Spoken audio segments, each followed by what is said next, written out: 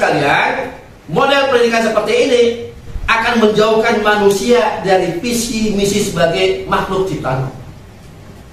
Saya mengatakan hasil pendidikan sekuler itu hanya menghasilkan manusia yang berjiwa binatang. Ya, kenapa binatang? Kenapa? Hawa nafsunya saja yang diperturutkan. Ya kan? Dia punya ijazah, dia punya intelektual, tapi apa? Akalnya itu dipakai hanya untuk menomorsatukan keinginan nafsunya. Apa bedanya dengan binatang?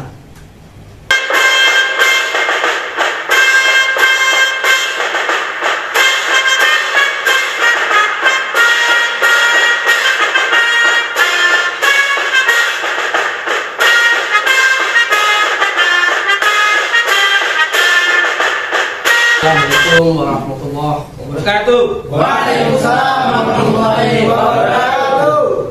Alhamdulillah, alhamdulillahirabbil wassalatu wassalamu ala asyrafil anbiya'i wal mursalin wa ala alihi wa sahbihi ajma'in. Amma ba'd. Ya, sangat menarik kalau kita membahas tentang dunia pendidikan di tanah air kita ini. Tapi sebelum kita membongkar habis bagaimana esensi pendidikan di negeri kita ini, langkah baiknya kita berkaca dulu seperti apa dunia pendidikan ini di mata orang lain. Artinya apa? Kalau kita mengkaji sesuatu tapi dari diri kita sendiri tanpa ada pihak lain yang menilai, rasanya kita akan seperti apa ya, besar sendiri gitu ya. Baik, saya akan mengutip sebuah hasil survei yang sangat mengejutkan. Jadi data ini saya ambil dari website worldtop20.org. Ya, ini merupakan semacam website yang membuat rutin peringkat pendidikan di seluruh negara-negara di dunia. Nah, kira-kira Indonesia ada di posisi berapa gitu? Ya. Nah, sangat mengejutkan. Ini surveinya tahun ini, tahun 2023 ini. Nah, ternyata Indonesia itu ada di urutan ke-67 dari 209 negara. Nah, kalau tadi kan 12 negara di Asia, ya kan? Ini seluruh dunia. Ternyata ada 209 negara di dunia ini gitu. Nah, Indonesia ya urutan ke-67 dalam urusan peringkat pendidikan. Nah, pertanyaannya, kalau 67 urutannya itu kira-kira itu top enggak? Nah, ini pertanyaannya gitu. Tadi digembar-gemborkan 2045 bonus demografi. Nah, menurut Pak D kan gitu. Pak Lurah. Nah, nyatanya faktanya menunjukkan 67 urutannya gitu. Nah, kalau posisinya masih 67 di tahun 2023, tahun 2045 kira-kira posisinya di mana tuh? Bisa naik atau bisa turun? Turun. Nah, kemungkinan besar turun. Kenapa? Kita di tawuran, narkoba, amoral, ya, DLL. Nah, kan yang banyak itu kan DLL-nya gitu, kan? Artinya boleh kita katakan bonus demografi tahun 2045, kalau saya analisa secara pribadi, itu mimpi di atas mimpi. Ya, apa maksudnya tuh? Itu mimpi di atas mimpi. Nah, faktanya urutan 67 tahun 2023 gitu. Nah, sementara usaha untuk memperbaikinya seolah-olah apa? Jalan di tempat. Malah justru apa? Semakin turun gitu. Nah, artinya maksudnya sekalian, ya, kira-kira negara mana dari survei yang dilakukan oleh worldtop20 tadi, ya, ternyata 20 negara top pendidikan di dunia semua dikuasai oleh negara-negara yang berbasis kapitalis. Nomor 1 bukan Amerika, tapi Denmark. Nomor 2 Korea Selatan. Ya, mungkin nomor 1 yang di 2% tadi mungkin Korea Selatan kali ya. Berikutnya nomor 3, bekas yang menjajah negeri kita, Belanda. 4, Jerman. 5, Irlandia. 6, Swedia. 7, Finlandia. 8, Slovenia. 9, Prancis. 10, Belgia.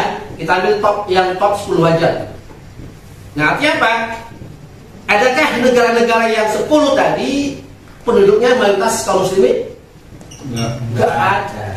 Semua berbasis non muslim. Nah, artinya maksud kalian, ya, kalau kita melihat seperti ini petanya, ya, kira-kira, ya, pendidikan kita ini sedang baik-baik saja atau bukan? Tidak. Nah, kita buktikan. Peringkat 67 tadi itu ternyata apa? Tidak lebih baik dari negara Albania di posisi 66. Negara kecil di Eropa, Albania di Eropa Timur. Dan Serbia di peringkat 68, sama, pecahan Yugoslavia. Ya. Nah, artinya apa? Peringkat Indonesia yang 67 tadi itu berdasarkan 5 tingkat pendidikan. Ya. Kita lihat angkanya. Pertama, tingkat pendaftaran sekolah anak usia dini, berarti TK atau PAUD ya, itu 68%.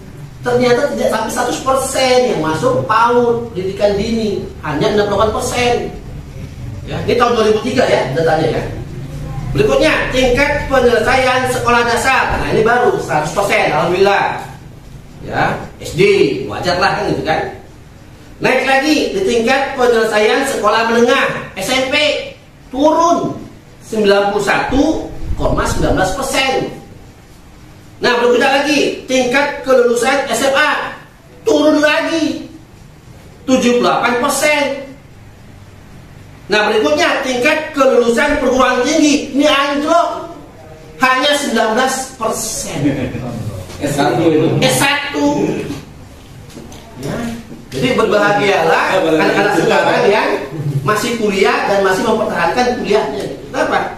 Ternyata Pak, tingkat kelulusannya hanya 19%. Nah, pertanyaannya, kalau potret datanya seperti ini, 2045 bonus demografi itu jadi bonus atau jadi bencana? Bencana. Orang datanya awalnya 2003 seperti ini, apalagi 2045 gitu. Kalau kebijakan pendidikannya masih seperti yang sekarang. Nah, kita lihat bagaimana dengan Indonesia gitu. Apakah Indonesia ini mengadopsi pendidikan yang berbasis apa? Balik kembali kepada dasar negara kita gitu. Ya. Kira-kira dasar negara kita apa? Katanya sih Pancasila gitu. Nah, mestinya kalau ada ya ideologi negara Pancasila, mestinya ada sistem pendidikan Pancasila. Mestinya. Nah, sekarang pertanyaannya, bagaimana itu sistem pendidikan Pancasila? Nah, salah satunya itu doang gitu. Nah, kita lihat. Ya. Saya pribadi memberikan 3 periodisasi sistem pendidikan di Indonesia. Oke, yang pertama masa Orde Lama, ya zaman bapaknya si Megawati. Ternyata di sistem pendidikan Orde Lama, ya, adalah soft kapitalis. Ya, kapitalis yang soft, yang halus. Makanya seperti perkataan tadi Pak Kiai, ya, teman-teman yang masuk masa kolonial itu bukan tidak ada tawuran, ada tapi sedikit. Bukan tidak ada seks bebas, ada tapi dikit. Kenapa? Masih soft. Nah, masih ada rasa malu. Itu masa Orde Lama. Nah, berikutnya lagi tumbang Orla, muncul Orba, Orde Baru, zaman Pak D. Soeharto. Nah, saya katakan apa? Hak kapitalis. Kenapa? Jawabannya apa? Pembangunan. Ya. Karena dia kejar adalah pembangunan, Berarti apa? Yang dikejar semua yang berbasis materialistis. Makanya jangan heran, ya kan? Dulu kalau ditanya zaman kolonial, ya, kalau kita misalnya SD, kita nanti kalau udah besar, kamu menjadi apa gitu? Kalau ditanya anak SD di zaman Orba, kira-kira jawabannya apa? Apa kira-kira? Jadi dokter, jadi insinyur, tapi nggak boleh jadi presiden. Nah. Artinya apa? Cita-citanya semua terkait dengan apa? Profesi yang ujung-ujungnya mencari pekerjaan. Ya? Jarang waktu ditanya anak SD itu gitu, cita-citamu apa? Mau jadi ulama? Belum pernah kedengaran di zaman Orba. Ya, kenapa? Karena pendidikannya berorientasi kepada pembangunan yang berbasis materialistis. Nah berikutnya di zaman sekarang reformasi sejak 98 gitu. Ya. Saya mengatakan pendidikan kita neokapitalis, ya. Bukan hard lagi gitu. Ya. Kalau hard keras, tapi ini neo, berarti apa? Lebih keras lagi gitu. Buktinya apa? Buktinya diubahnya sistem pendidikan, terutama di jajaran pendidikan baik sekolah dasar, SMP, SMU sampai perguruan tinggi dengan apa? Istilah kampus merdeka oleh Nadiem Makarim. Artinya apa? Kampus merdeka inilah yang terus terang bagi teman-teman yang berada di dunia pendidikan, ya, sebenarnya banyak yang protes, banyak yang tidak setuju. Kenapa? Ya, merombak kurikulum dan merombak silabus yang tadinya sudah established, ya, di zaman Orba, tiba-tiba masuk zaman reformasi, ya, ditambah lagi dengan sekarang, ya, ternyata apa? Kurikulum dan silabus itu orientasinya apa? Dikaitkan dengan kebutuhan industri. Ya, makin kelihatan kan? Ya, jadi lulusan perguruan tinggi, ya, semua dicetak hanya untuk menjadi apa? Pekerja di industri. Makanya menjamur perguruan-perguruan tinggi atau sekolah-sekolah vokasi, ya, sekolah-sekolah yang berbasis apa? Skill, tampilan, ya. Tidak lagi menjadikan sekolah itu sebagai tempat apa? Untuk menuntut ilmu yang sebenarnya, ya. Nah, dari 3 priorisasi ini, ya, basis paradigmanya tetap menggunakan sistem pendidikan sekuler, ya, tadi sudah dijelaskan, ya. Artinya apa? Memisahkan nilai-nilai agama dengan kehidupan, ya. Artinya apa? Kalau pendidikan kita seperti ini, jangan heran dari zaman Orde Lama pemisahan sekolah umum dengan sekolah agama sudah terjadi kan? Ya, termasuk saya lah. Saya SD, SMP, SMU, perguruan tinggi itu umum. Ya. Sadarnya apa? Atau kuliah. Jadi SD, SMP, SMA itu sekolah umum gitu. Berapa jam mata pelajarannya agamanya? Hanya 2 jam seminggu. Baik SD, SMP, SMU dan perguruan tinggi. Nah pertanyaannya, apa yang mau diperoleh? Sementara pembelajarannya hanya pembahasan tentang ibadah mahdoh. Yang dibahas apa? Sholat, puasa, haji, apa lagi? Wudu. Sebatas itu gitu. Pertanyaannya, apakah Islam hanya membahas itu? Gitu? Tidak. Gitu. Artinya apa? Pendidikan sekuler di Indonesia itu hanya memberikan tempat kajian keagamaan, hanya sebatas kajian-kajian tentang ibadah mahdoh saja. Nah, sementara Islam tidak hanya meliputi itu saja kan? Islam meliputi semua bidang. Gitu. Tapi agama hanya dikasihkan porsi apa? Berapa persen itu kira-kira itu?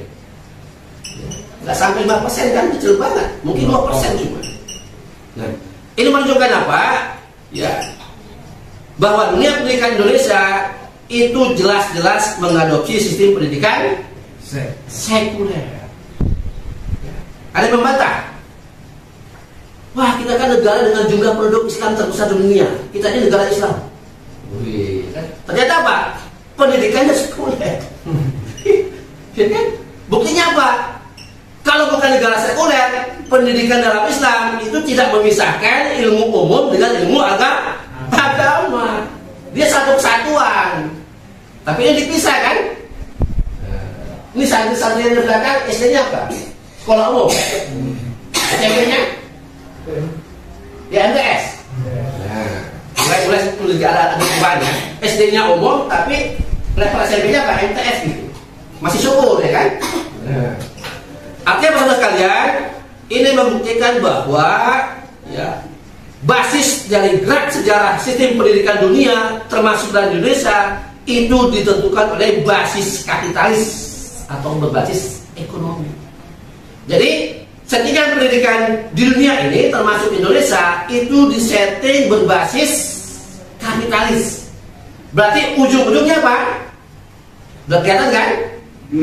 Duit. Fulus. Inilah basisnya gitu. Kenapa? Karena jargon pendidikan dalam sistem ekonomi kapitalis adalah knowledge based economy. Paham maksudnya ya? Pengetahuan berbasis ekonomi. Ya. Ekonomi itu pasti akan terkait dengan apa? Materi kan? Nah, untuk mendapatkan materi yang banyak itu harus ditopang oleh knowledge. Tapi basicnya adalah ekonomi kapitalis. Artinya maksud sekalian, ya, ilmu pendidikan menjadi dasar keberhasilan pertumbuhan ekonomi, tapi berbasis kapitalis. Artinya apa? Pendidikan dalam frame kapitalis bukan dimaksudkan untuk melahirkan pribadi-pribadi yang berkarakter seperti yang dijelaskan tadi, bukan. Tetapi apa? Hanya memiliki kapasitas ilmu yang tinggi, ya, tetapi mereka disiapkan hanya untuk menjadi mesin industri bagi kepentingan kapital. Clear kan sampai sini? Clear.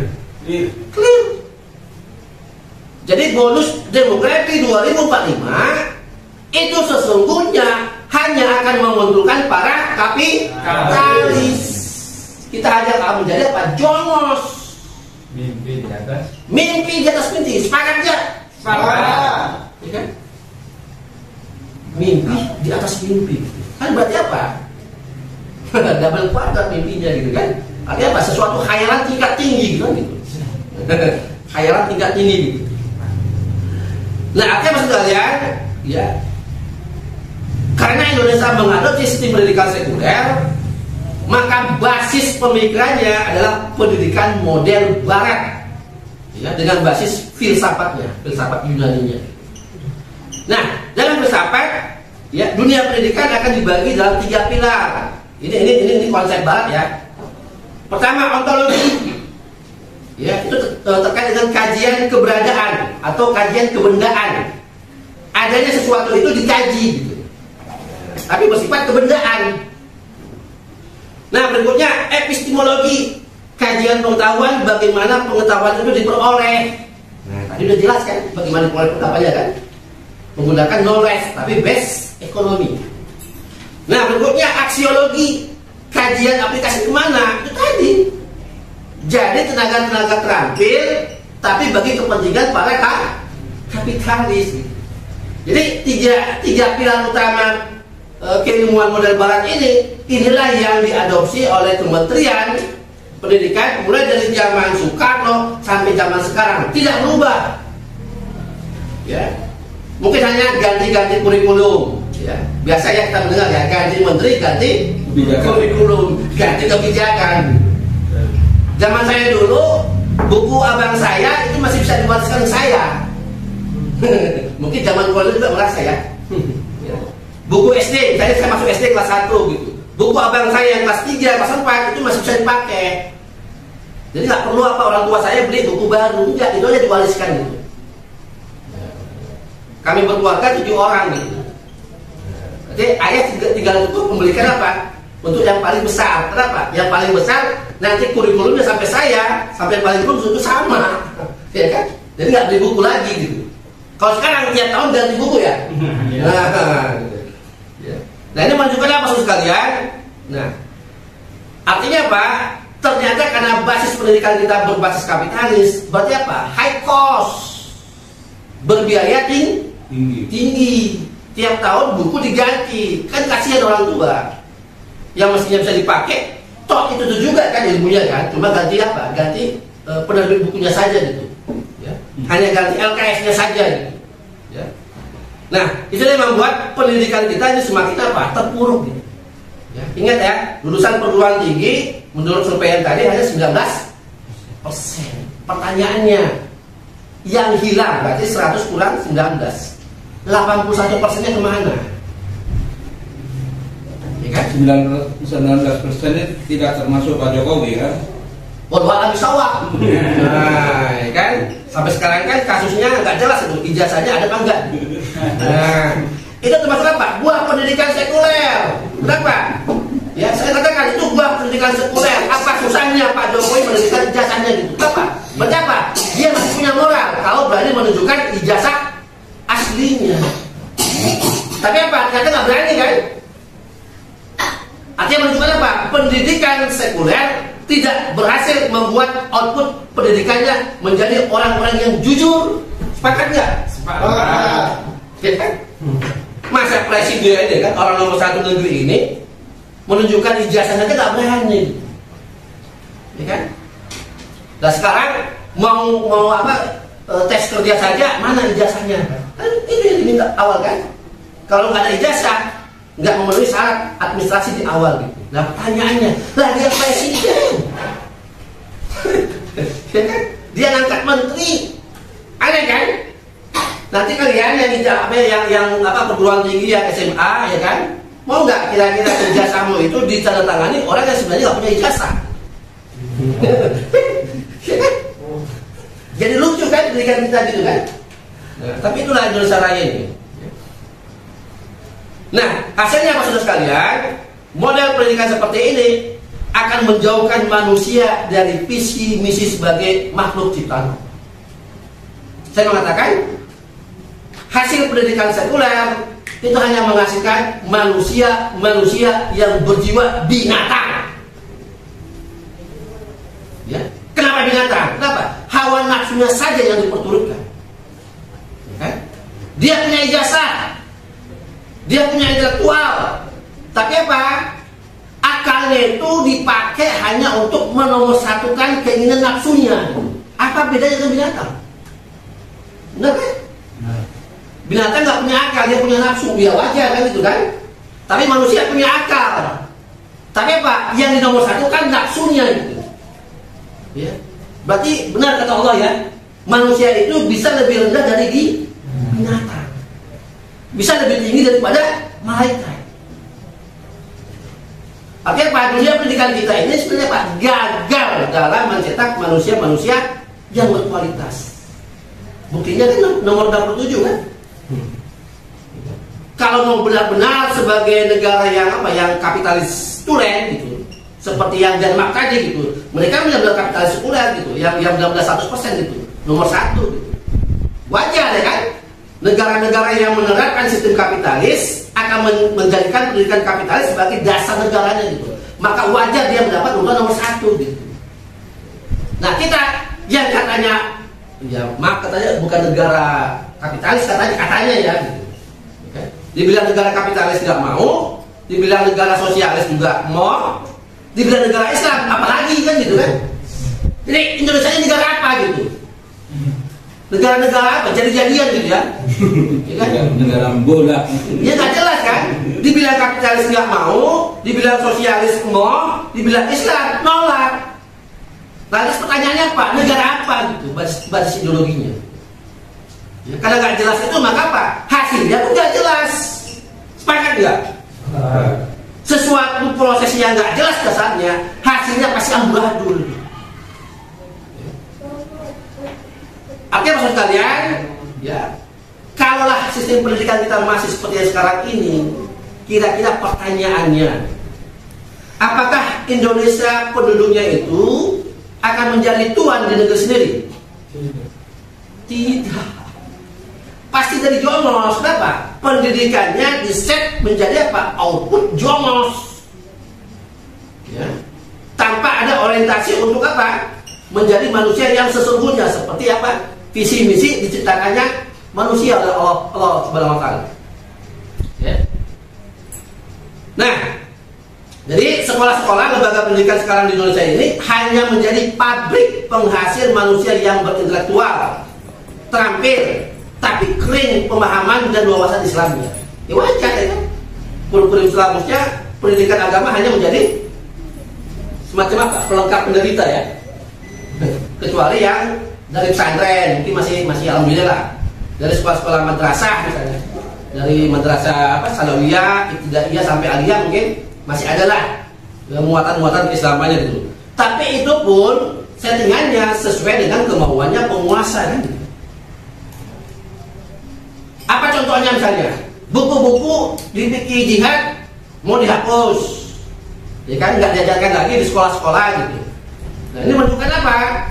Ya ternyata Pak rejim ini alergi dengan kata-kata jihad.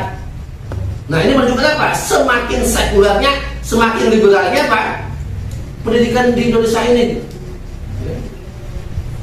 Terakhir, ya dari saya gitu. Ya. Kalau seperti ini terus, kira-kira tahun 2045 Indonesia masih ada nggak? Ini pertanyaan serius. Bilang kata Prabowo bukan. Jadi kemungkinan apa kata Mr. Prabowo, ya kan? Kemungkinan besar hilang. Hilang dari peta dunia. Kenapa? Ya seperti itu gitu. Ya kan? Nah sekarang ini sibuk copras-capres, ya kan? Sementara dunia pendidikan kita juga masih seperti ini, masih amburadul, seolah mencari jalannya sendiri, ya. Tergantung menterinya. Ya. Kalau menterinya ganti lagi kurikulumnya, ganti lagi selanjutnya. Tapi paradigma sama, hanya menghasilkan manusia apa? Robot, istilah saya gitu. Ini kan sama dengan remote, kan? Dikasih keterampilan, tapi programnya ditanamkan dulu di otak ini. Ente hanya menjadi apa? Petugas. Petugas partai misalnya gitu kan, itu menunjukkan apa? Partainya berhasil meremot anggotanya gitu. Nah sama, pendidikan Indonesia berhasil diremot oleh para pemodal kapitalis. Kami maunya seperti ini outputnya gitu. Dibuat kan sekolahnya kan, berarti kita diremot ini gitu. Ya.